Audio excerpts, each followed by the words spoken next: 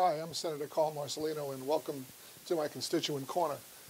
This is the time where we try to respond to issues that are relevant to the people in the 5th Senate District on Long Island. And recently, I sent out a questionnaire to ask you for your opinions on various issues. There were some 10 questions plus space for handwritten responses, and many of you did respond. Approximately 1,500 of you sent back responses to the questions and listed your ideas and thoughts on these questionnaires.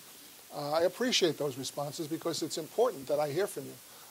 These methods of communication, I can't talk to everybody in the district all the time, but this is one way in which we do it. We have a Facebook page which we use, the Senate website, senatormarcellino.com. We use a Twitter. We use email blasts that we send out periodically. We've used robocalls, these automatic telephone calls asking for your input or announcing things that are going on in the district when we're there. We're going to use all kinds of direct mail.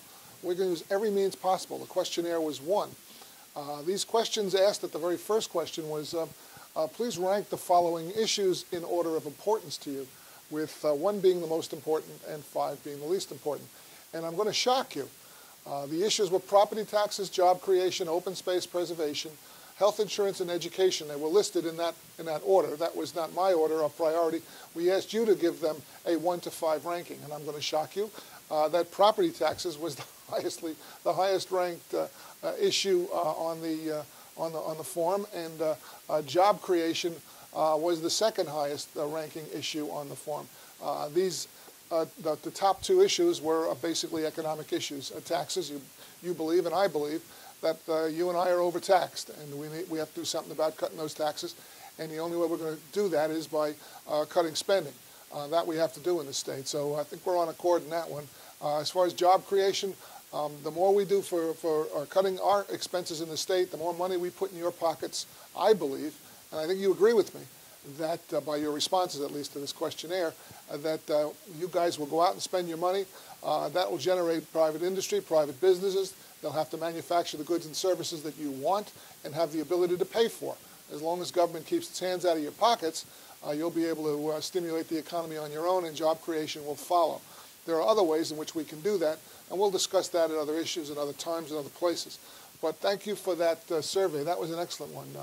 The response, I think, was predictable, but I think it was worth hearing, that it was overwhelming. There was nothing even close to that in the other issues. While they're all important issues, obviously property taxes and job creation were the top 2, and as I said, nothing even came close to them.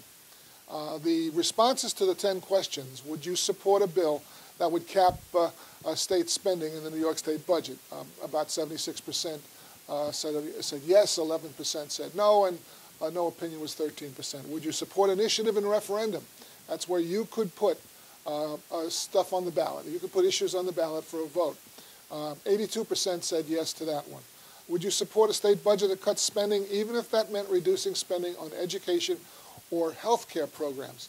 This was a little closer. 58% of you said yes, 37% said no, with 5% with no opinion. So everybody had an opinion on that one. Do you support the sale of wine in supermarkets? This was a wash for the most part, 45 to 43, yes to no. So you're evenly split on that issue of the wine in supermarkets. Do you think the New York State government is doing enough to stimulate the economy and create jobs? Overwhelmingly, almost 80% said no on that issue, and I agree, we're not. And should school districts be allowed to solicit private sector money? Overwhelmingly, yes. That means they could develop foundations and raise money on their own for projects and equipment that they need. And there's a proposal for the governor for an obesity tax, better known as the fat tax. And again, do you support this on soft drinks, and do you support this measure? And it was 54% no, 36% said yes. So clearly, you don't want new taxes. These issues will be brought forward. I'm going to share these with my colleagues in the Senate, and I thank you for your responses on this questionnaire. There'll be more to follow. Thank you, and have a good day.